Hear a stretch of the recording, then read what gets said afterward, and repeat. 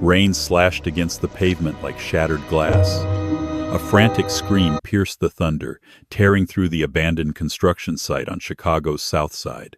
Deep in a collapsing sinkhole of liquid mud, a little girl in a wheelchair was drowning, and the only witness was a desperate, penniless mother. The neon sign of McCarthy's pub flickered with a depressing, erratic buzz, casting a sickly green glow over the wet asphalt of 47th Street. Inside, Sarah Jenkins wiped down the sticky mahogany bar for the fourth time that night. Her hands were raw, the skin cracked from cheap dish soap and relentless winter winds.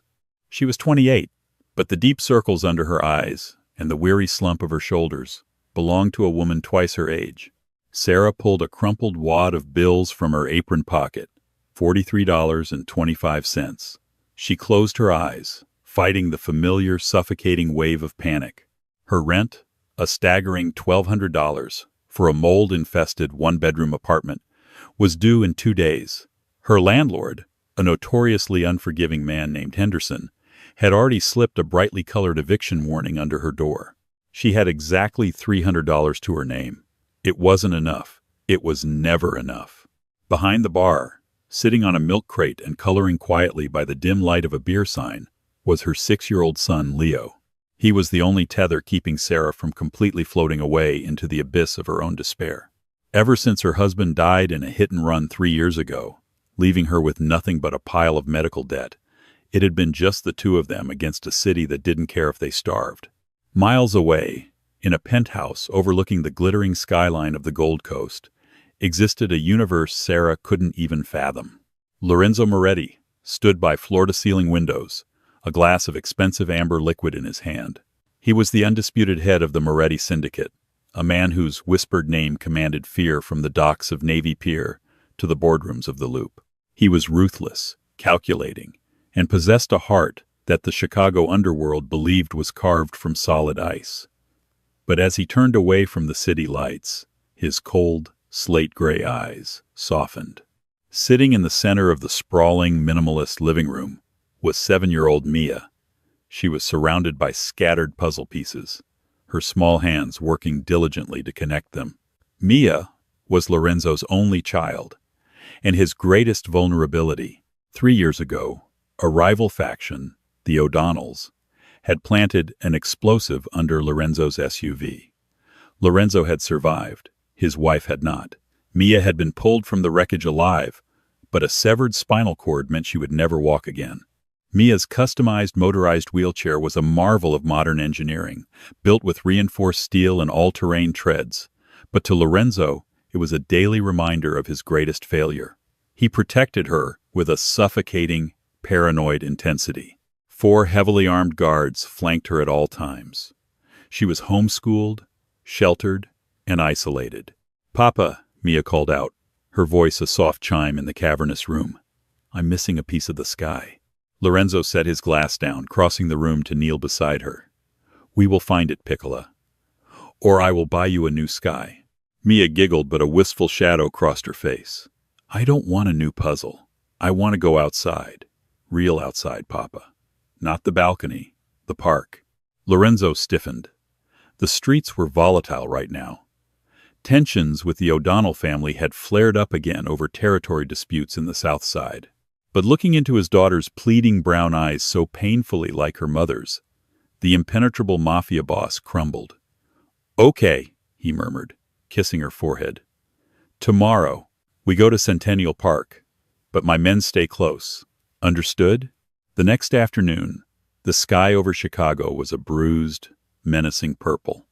The weather forecast had predicted mild rain, but the heavy, stagnant air felt loaded with impending violence. Sarah was walking home from the grocery store, clutching a single plastic bag containing bread, peanut butter, and a bruised apple.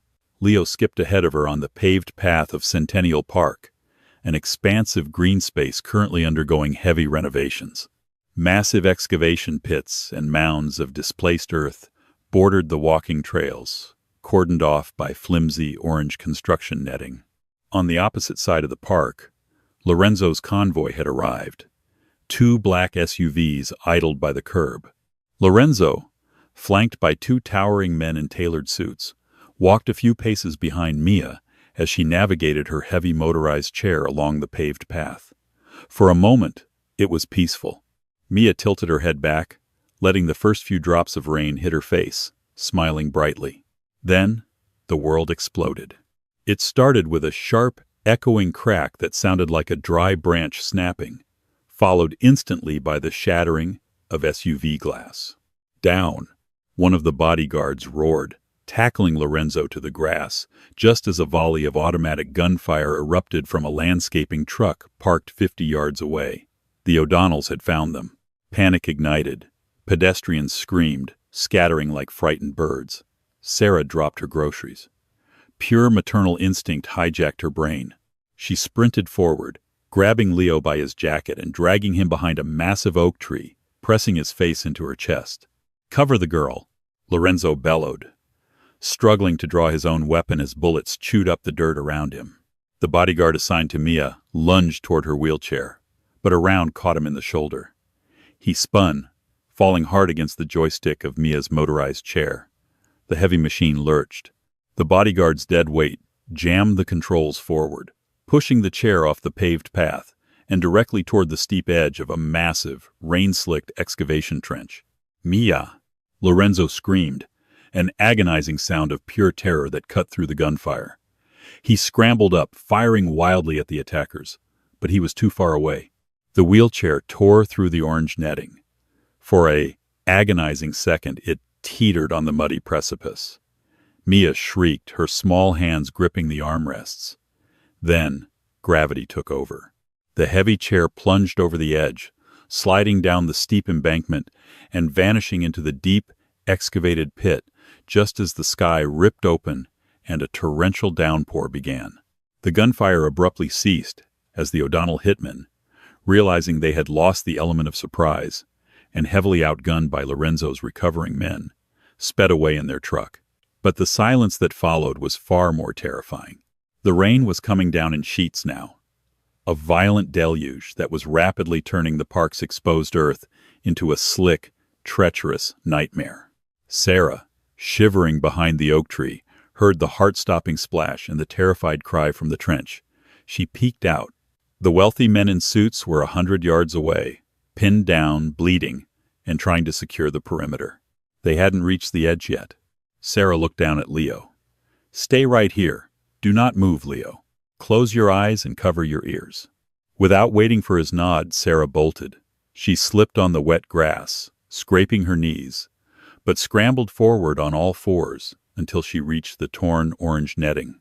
She looked down into the pit, and her blood ran cold. The trench was at least 15 feet deep, originally dug for a massive water main installation. The torrential rain, combined with a pipe that had seemingly ruptured during the chaos, was filling the bottom of the pit at an alarming rate. It wasn't just water. It was a thick, viscous slurry of Chicago clay and dense mud. At the center of this rising bog was the motorized wheelchair. It was upright but sinking fast. The sheer weight of the batteries and the steel frame was pulling it down into the liquid earth like an anchor. Mia was strapped into the chair with a heavy-duty chest harness, designed to keep her upright due to her paralysis, but now acting as a death trap. The mud was already up to her waist, and the water level was rising inches every minute. Mia was sobbing, her pale hands thrashing weakly against the suffocating sludge. "Help! Papa! Please!" "Hold on!" Sarah screamed over the roaring rain. She didn't think about the danger. She didn't think about the fact that she was a 90-pound waitress in cheap sneakers. She only saw a child dying. Sarah slid down the steep, muddy embankment. It was like sliding down a chute of wet cement. She hit the bottom hard, the impact jarring her teeth. Immediately the mud sucked at her calves, freezing and heavy. She waded forward, every step a brutal struggle against the vacuum of the sludge. "It's okay, sweetheart. I'm here," Sarah gasped, reaching the chair. The mud was up to Sarah's thighs now. She grabbed the heavy clasps of Mia's chest harness, her slick, freezing fingers fumbling with the hard plastic. "It won't open," Mia cried, panic restricting her breathing. "It's jammed." Sarah pulled with all her might, but the impact of the fall had warped the locking mechanism. It was completely stuck. The chair sank another 2 inches with a sickening sloop. The mud was at Mia's chest. The child couldn't move her legs to help. She was dead weight in a sinking iron cage. Sarah tried to lift the chair from the bottom, straining her back until she thought her spine would snap. It didn't budge a millimeter. The mud was acting like quicksand, triggered by the vibration in the water. Think, Sarah, think. The water from the burst pipe was rushing in faster. In less than 3 minutes it would be over Mia's head.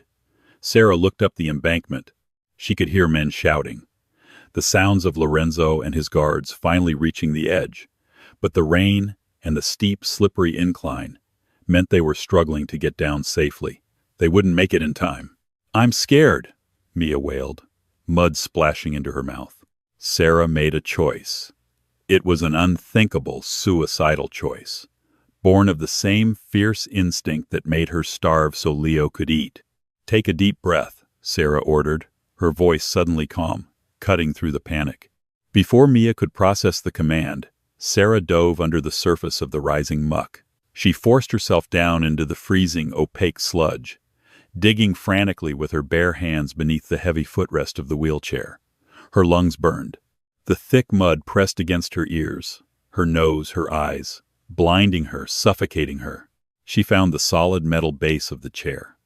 Instead of trying to lift it with her arms, Sarah wedged her own body directly underneath it.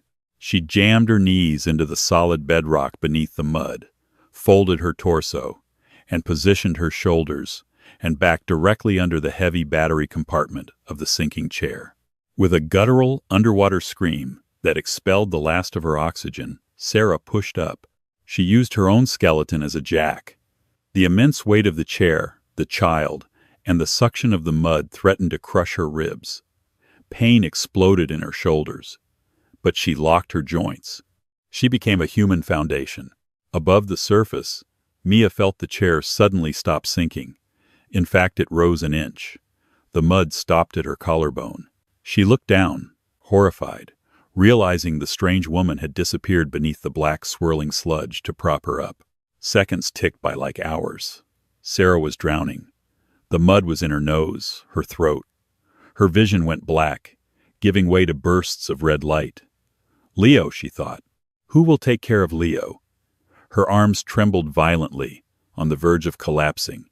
She couldn't hold it. She was dying. Suddenly, large, frantic hands plunged into the mud from above. Lorenzo Moretti, his expensive suit ruined, his hands bleeding, waded into the pit alongside three of his men. "Get the straps! Cut them!" Lorenzo roared, his voice cracking with a desperation his men had never heard. A bodyguard produced a tactical knife, slicing through the jammed heavy-duty nylon straps of Mia's harness in 2 swift motions. Lorenzo grabbed his daughter under the arms and hauled her out of the chair, pulling her to his chest. Mia was crying, coughing up muddy water, but she was breathing. "The lady!" Mia screamed, pointing frantically at the bubbling mud where the wheelchair rested. "Papa, the lady is under the chair." Lorenzo's eyes widened in shock. He thrust Mia into the arms of a guard. "Get her up the hill!" Lorenzo turned back to the chair. He and his 2 largest enforcers grabbed the steel frame. "Pull!" he bellowed.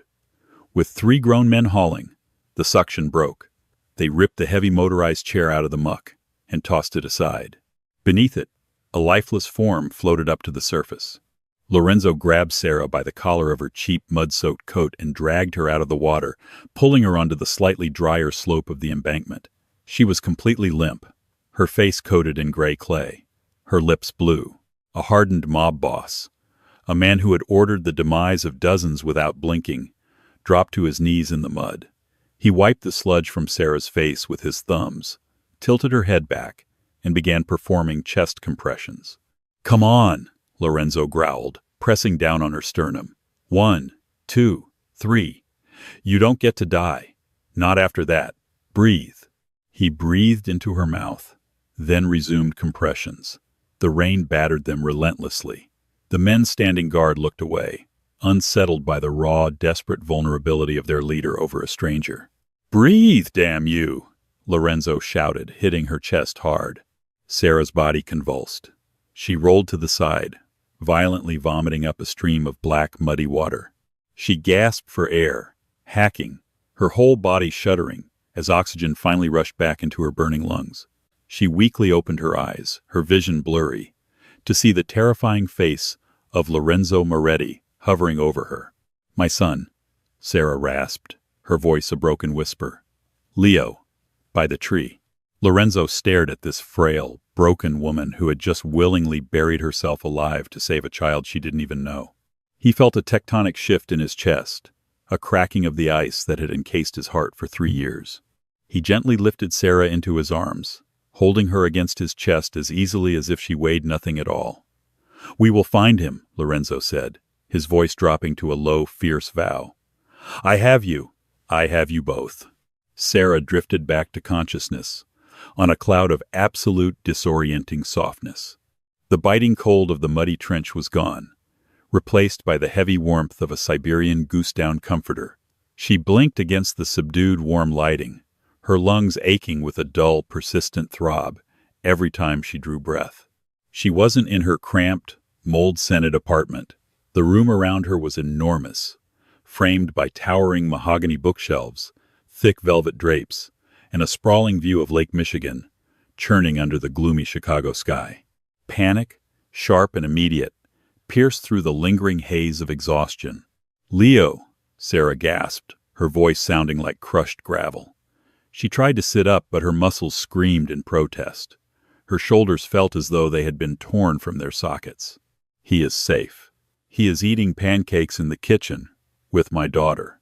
A deep, resonant voice emerged from the shadows near the window.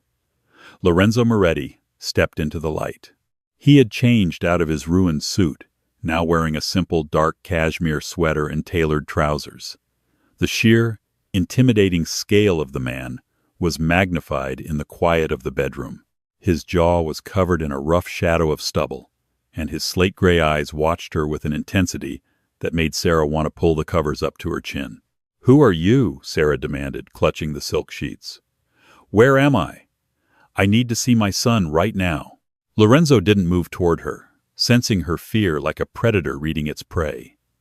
"You are in my home on Astor Street. My private physician, Dr. Harrison from Northwestern Memorial, examined you. You have severe contusions on your shoulders and back, mild hypothermia, and aspirated mud. You have been unconscious for 18 hours. 18 hours. Sarah's heart hammered against her bruised ribs. "I have to go. My shift at the pub. My landlord." "Your landlord? A Mr. Henderson has been dealt with," Lorenzo said smoothly, stepping closer. "Your rent is no longer an issue. Your medical debt from your late husband's hospital stay has been erased. It took my accountant less than an hour this morning." Sarah froze. The air in the room suddenly felt too thin to breathe. "What do you mean, dealt with? Who are you?" Lorenzo pulled a heavy leather chair to the bedside and sat down, resting his elbows on his knees. "My name is Lorenzo Moretti, and yesterday, you saved the only thing in this world that matters to me. You wedged yourself under a 300-pound chair in rising water so my Mia wouldn't drown. You broke 3 ribs doing it." The name dropped like an anvil between them. Moretti. Even in the impoverished corners of the South Side, the name carried weight. It meant controlled ports, underground casinos, and ruthless violence. It meant the Chicago syndicate. You're the mob," Sarah whispered, her face draining of the little color it had. "I am a businessman," Lorenzo corrected, though the dangerous glint in his eye didn't deny her accusation. "And right now, the business I am in is keeping you alive. The men who attacked us at Centennial Park are the O'Donnells. They are disorganized, desperate, and they leave no loose ends. If you go back to your apartment on 47th Street, Declan O'Donnell's men will find you. They will torture you just to send a message to me." "I don't belong in this," Sarah cried out, tears of frustration hot in her eyes. "I just wanted to buy groceries. I just wanted to keep my son safe." "And you did," Lorenzo said, his voice softening by a fraction, a stark contrast to his terrifying reputation. "When I found your boy hiding behind that oak tree, he didn't cry. He told my men that his mother was a superhero, and she was busy. He is a brave boy, Sarah, because he has a brave mother." Lorenzo reached out, his large, calloused hand hovering for a second before he gently rested it over her trembling fingers. The heat of his touch was startling. "You and Leo will stay here," Lorenzo commanded softly. "My home is a fortress. You have my word on my daughter's life that no harm will come to you under my roof." Sarah looked into the eyes of a known killer, searching for a lie. She found none, only a crippling, ironclad debt of gratitude. She slowly nodded, sinking back into the pillows as the reality of her new, gilded cage settled over her. 3 days passed. Inside the sprawling, high-tech security walls of the Moretti estate, a bizarre domestic tranquility took root. Sarah's body slowly healed under the meticulous care of Lorenzo's private medical staff. Meanwhile, Leo and Mia became inseparable. The massive, sterile hallways of the mansion echoed with their laughter. Leo, who had never owned a new toy in his life, was entirely unfazed by the staggering wealth. He simply saw Mia as a friend who needed help reaching the top shelves in the playroom. Mia, who had been isolated her entire life, thrived under Leo's chaotic, joyful energy. Lorenzo watched this dynamic from the periphery, a silent sentinel. The ice in his veins was thawing, replaced by a strange, unsettling warmth every time he watched Sarah. He admired her resilience. She didn't cower around his heavily armed guards. When she spoke to Lorenzo, she didn't use the obsequious, trembling tones his subordinates used. She spoke to him like a normal man, unafraid to scold him for tracking mud into the kitchen or letting the children eat ice cream before dinner. But the real world, Lorenzo's world, was violently impatient. On the 4th evening, a heavy storm rolled off Lake Michigan, rattling the reinforced glass of the estate. Sarah was in the massive gourmet kitchen, teaching Lorenzo how to make a cheap, comforting potato soup she used to make for Leo when money was tight. Lorenzo, wearing a bespoke Brioni shirt with the sleeves rolled up, was clumsily chopping onions, actually smiling. The heavy oak doors of the kitchen swung open. Dominic, Lorenzo's massive head of security, stepped in. His face was grim, a stark contrast to the domestic scene before him. "Boss, we have a situation," Dominic said, his voice tight. He glanced uncomfortably at Sarah. Lorenzo's smile vanished instantly. The warmth drained from his face, replaced by the terrifying cold mask of the syndicate boss. He set the chef's knife down. "Speak, Dominic. Sarah is involved in this now." "It's Declan O'Donnell," Dominic said grimly. "They figured out who intervened at the park. They tracked the ambulance scanner chatter and bribed a rookie cop at the precinct. They went to her apartment building an hour ago." Sarah dropped her wooden spoon. It clattered loudly against the granite countertop. "My apartment? But I'm not there." "No," Dominic said quietly. "But your landlord was. Henderson." Lorenzo's jaw clenched. "And? They nailed him to his own front door, boss. Left a note pinned to his chest." Dominic pulled a blood-stained piece of heavy cardstock from his jacket pocket and slid it across the kitchen island. Lorenzo intercepted it before Sarah could see the worst of the gore. He read the scrawled handwriting, his knuckles turning white. "Security protocol initiated. Asterisk perimeter lockdown. All iron gates magnetically sealed. Asterisk armed patrols. Doubled the guard count on the south and west lawns. Asterisk safe room prep. Stalking the underground bunker beneath the wine cellar." "What does it say?" Sarah demanded, her voice shaking. The smell of onions and simmering broth suddenly made her violently nauseous. Lorenzo slowly looked up. The humanity she had seen in him minutes ago was entirely eclipsed by a terrifying, murderous rage. "It says, 'The waitress owes us a life. We take the boy,'" Lorenzo recited, his voice dangerously soft. "No," Sarah shrieked, instantly spinning toward the hallway that led to the playroom. Lorenzo caught her arm, pulling her firmly, but gently, against his chest to stop her frantic retreat. "They are not here, Sarah. They cannot breach this house.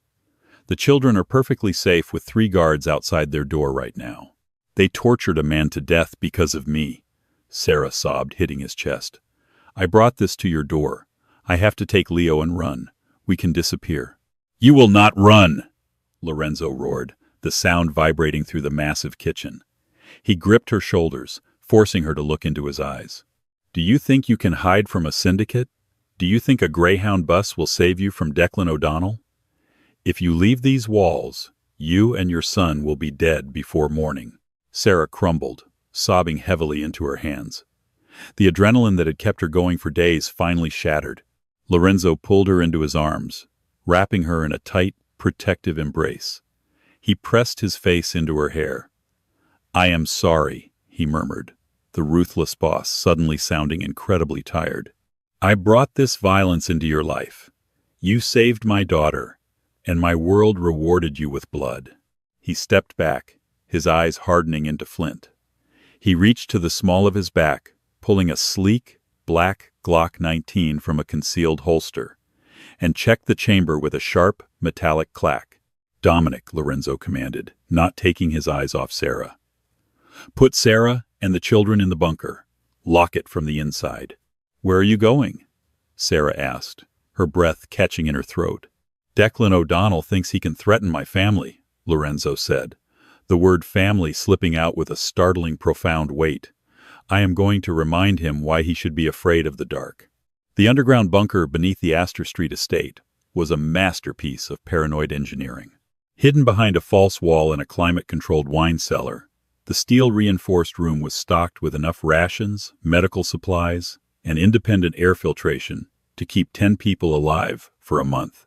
But to Sarah, sitting on a cot with Leo tucked against her side, it felt like a tomb. Mia sat next to them, her motorized wheelchair powered down to conserve battery, though the bunker had its own generator. The little girl reached out in the dim emergency lighting, her small fingers wrapping around Sarah's trembling hand. Papa will fix it, Mia whispered, her voice carrying the absolute, unshakable conviction of a child who had never seen her father fail. He always fixes it. Sarah pulled her knees to her chest, resting her chin on them. I know, sweetie, I know. But inside her stomach churned with a sickening cocktail of guilt and sheer terror. Outside these thick concrete walls, men were dying because she had simply been in the wrong place at the wrong time. Or perhaps, the right place at the right time. She looked at Mia's legs, paralyzed and fragile, and knew with absolute certainty that she would dive into that freezing mud 1,000 times over. But the cost of that choice was currently unfolding in the violent, rain-slicked streets of the city. 30 miles south, just over the state line, in an industrial sector of Hammond, Indiana, the O'Donnell Syndicate operated out of a sprawling, rusted auto salvage yard. It was a labyrinth of crushed steel, stacked shipping containers, and grease-stained earth. Declan O'Donnell, a man whose ambition vastly outpaced his strategic intelligence, sat in a dilapidated mobile office at the center of the yard, drinking cheap whiskey and waiting for his phone to ring. He had sent a message. He expected Lorenzo Moretti to panic. Instead, Lorenzo brought the apocalypse. There was no negotiation, no dramatic phone call, and no warning. The assault began when the massive halogen floodlights illuminating the salvage yard simultaneously shattered, plunged the labyrinth of scrap metal into pitch darkness. Declan jumped up, spilling his whiskey. What the hell? A suppressed gunshot, a quiet, lethal thwip, echoed through the thin walls of the trailer. The heavy thud of a body hitting the mud outside followed a second later. "Perimeter's breached," one of Declan's lieutenants yelled, racking the slide of a shotgun. They never had a chance. Lorenzo had brought his most elite enforcers, phantoms trained in urban warfare, who moved silently through the crushed cars. Flashbang grenades erupted, blinding the O'Donnell men, followed by the precise, rhythmic bursts of tactical gunfire. Lorenzo didn't stay in the back directing traffic. He was at the front of the formation, his face a mask of cold, unyielding fury, his Glock 19 steady in his grip. He was a father protecting his territory, a king protecting his newly claimed queen. Within 4 minutes, the heavy steel door of the mobile office was kicked off its hinges. Declan's lieutenant raised his weapon, but Dominic, Lorenzo's head of security, put 2 rounds in the man's chest before he could pull the trigger. Lorenzo stepped into the trailer. The air smelled of cheap liquor, ozone, and fresh blood. Declan was backed against a filing cabinet, his hands raised, his face pale with sudden, crushing realization. He had poked a sleeping dragon, and now the fire was here. "Lorenzo, listen to me," Declan stammered, his bravado evaporating. "It was just business, a leverage play. We didn't even know the waitress's name." Lorenzo didn't speak. He stepped forward with terrifying speed, raising his weapon and firing a single shot into Declan's right kneecap. The Irish mobster collapsed, screaming in agony, clutching his shattered leg. Lorenzo loomed over him, the ambient light from a computer monitor casting long, sinister shadows across his sharp jawline. "You tortured a civilian," Lorenzo said, his voice a low, gravelly rasp that was far more terrifying than a shout. "You threatened a 6-year-old boy, and you put a bounty on the head of the woman who saved my daughter's life." "I'll pull the bounty," Declan sobbed, writhing on the linoleum floor. "I swear to God, I'll call it off." "I know you will," Lorenzo replied softly, "because dead men cannot authorize bounties." Lorenzo aimed the barrel at Declan's chest. "Send my regards to hell." When Lorenzo walked out of the trailer, the salvage yard was eerily quiet. The rain washed the blood into the drains. The O'Donnell faction was effectively dismantled in under 10 minutes.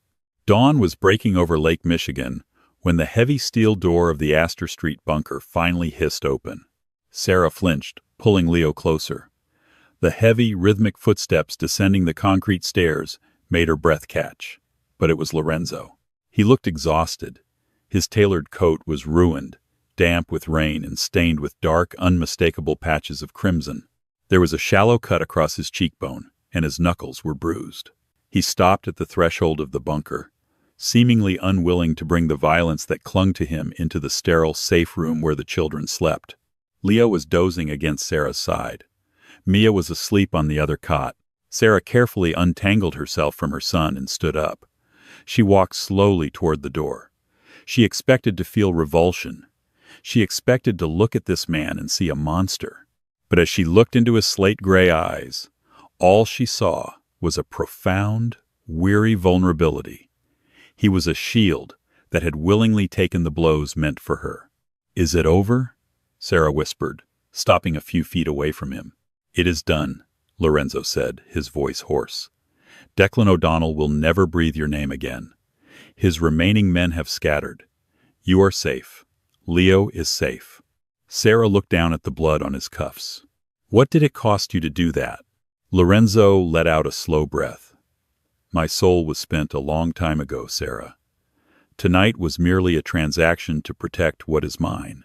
He paused, looking away, the ruthless mob boss suddenly struggling to find his words. "Tomorrow, I will have Dominic arrange new identities for you and Leo. A house in the suburbs, a trust fund for his education. You will never have to work a double shift at a pub again, and you will never see me again. That is what you want, yes? To be free of this darkness?" Sarah stared at him. A week ago, she would have killed for that offer. A week ago, her biggest fear was an eviction notice. But looking back at the cot, seeing her son sleeping peacefully beside the daughter of a Mafia king, she realized something unthinkable had happened in the last 4 days. She stepped across the threshold, closing the distance between them.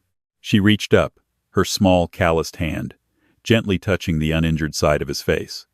Lorenzo's breath hitched. He closed his eyes, leaning into her touch like a starving man, finding bread. "If I leave," Sarah said softly, "who is going to tell you when you're being a stubborn idiot? Who is going to make sure Mia gets to go to the park without an army?" Lorenzo opened his eyes, staring at her in shock. "Sarah, my world is violent. It is stained. I am stained. I lived in a world that let my husband die because we couldn't afford a specialist," Sarah replied, her voice hardening with quiet resolve. "I lived in a world that was perfectly happy to let my son starve in a freezing apartment. There is darkness everywhere, Lorenzo, but at least your darkness protects the people it loves." She stepped closer, resting her head against his chest. She could hear his heart hammering against his ribs, a frantic, rhythmic drumbeat of life. Lorenzo slowly wrapped his arms around her, burying his face in her hair, pulling her tight against him. "Stay," he whispered, a desperate plea from a king to a commoner. "Stay, and I will burn the rest of the world down to keep you warm." "I'll stay," Sarah promised. "But no more ruining the kitchen with your terrible knife skills." A low, genuine chuckle rumbled through Lorenzo's chest. For the first time in 3 years, the Astor Street estate felt less like a fortress and entirely like a home. In the end, the darkest corners of Chicago birthed an extraordinary family. Sarah traded a life of desperate poverty for the perilous, fiercely guarded walls of the Moretti Empire. Lorenzo found the one woman brave enough to tame his ruthless heart. Together they proved that love doesn't always arrive in pristine packages. Sometimes it emerges from the deepest mud, forged in fire, and bound by unbreakable loyalty.